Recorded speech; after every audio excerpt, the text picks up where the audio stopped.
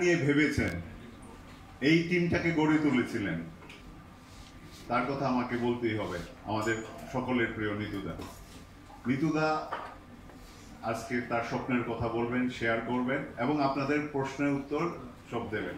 উনি কথা বলতে গেছেন, আমি এই জন্য এদিকে তাকাচ্ছি, আমি বলছি নিতুদা বলবেন, আরো স্বপ্ন আমাদের দেখাবেন। আর আমি জানি উনি যদি স্বপ্নের কথা বলেন, সেই স্বপ্ন পূরণ আমাদের হবেই হবে। আমি রিকোয়েস্ট করছি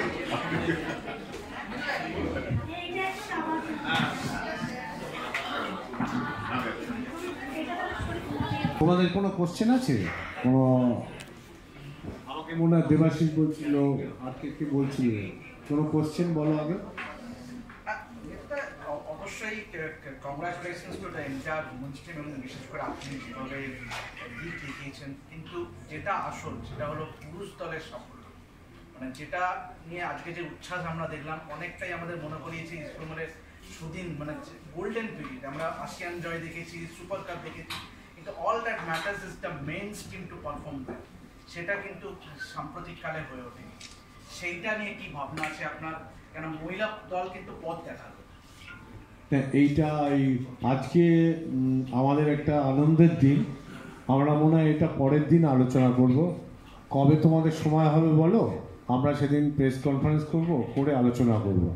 আজকে মনে হয় আমরা ওমেন্স নিয়ে থাকি, যেখান থেকে আমরা তোমরা বললে পথ দেখাচ্ছি। আমি প্রথম কংগ্রাচুলেট করব আমাদের সাংবাদিক বন্ধুদের, যে ওরা মেন্স চ্যাম্পিয়ন হয়েছে, আমরা ওমেন্স চ্যাম্পিয়ন হয়েছি। আমি মনে করি যে আমাদের যারা গার্লস সেখানে রয়েছে এবং আমাদের এন্টার টিমের ভিতরে যারা বয়েজ আছেন, আমার কোচ বিশেষ করে যে পরিশ্রম করে এই ট্রফিটা এনে দিয়েছে আমাদের, তো আজকে তোমরাও হয়তো রিয়ালাইজ করেছো যে এদেরও এই প্রচার দরকার।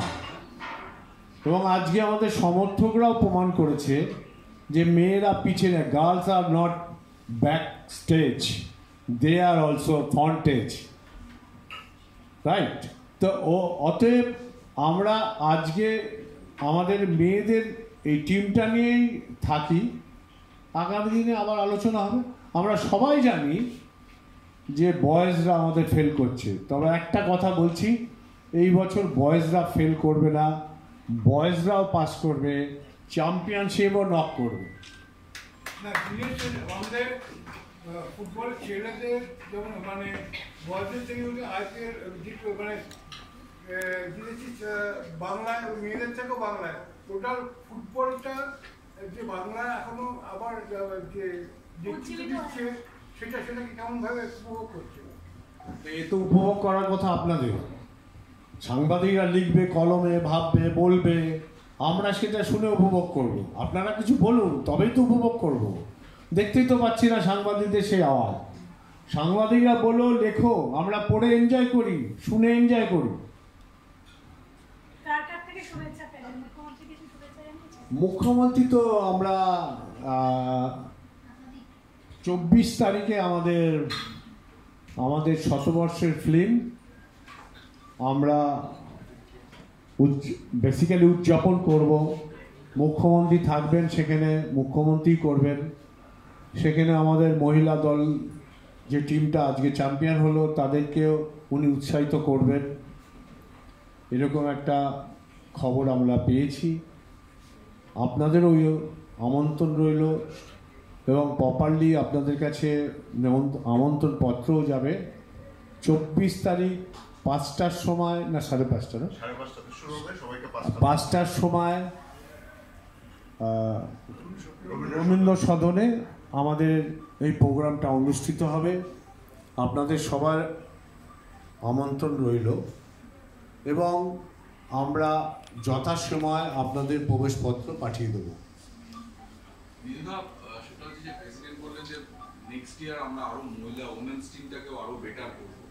তার সঙ্গে আপনিও বললেন যে আমরা ছেলেদের টিমটাকেও যাতে পাস করতে পারে সেই রকম একটা স্ট্রং টিম বানাবো। তাহলে কি বাজেট বাড়ছে ছেলেদের যা ছিল প্রিভিয়াস ইয়ারে?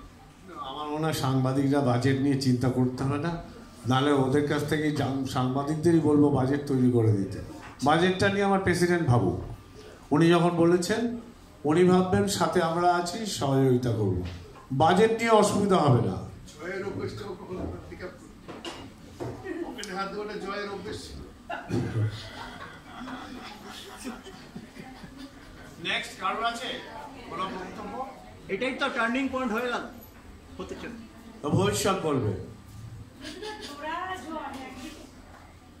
একদিকে যেমন ইস্ট বেঙ্গলের সাফল্য, কদিন আগে মোহনবাগানও একটা বড় সাফল্য এনে দিয়েছে, তাদের দিয়ে কি কোনো শুভেচ্ছা পেলি তো? না, এখন অবধি পাইনি, তো আমরা কোনো এক্সপেকটেশনও করি না। আপনারা মহিলা টিম আপনার কাছে লক্ষ্মী বলতো ইস্টবেঙ্গলে? অবশ্যই মহিলারা তো লক্ষ্মী হয়। নিতুদা একটু অন্য অঙ্গিকে প্রশ্ন করছি, নিতুদা একটু অন্য অঙ্গিকে প্রশ্ন করছি। একদিকে যখন আজকে ইস্ট বেঙ্গলের এত খুশির খবর, এত কিছু, রাজ্য জুড়ে আরো একটা খবরের তোললো, সেটা হচ্ছে দিলীপ ঘোষের। আপনারা কি শুভেচ্ছা জানাচ্ছেন ইস্ট বেঙ্গলকে?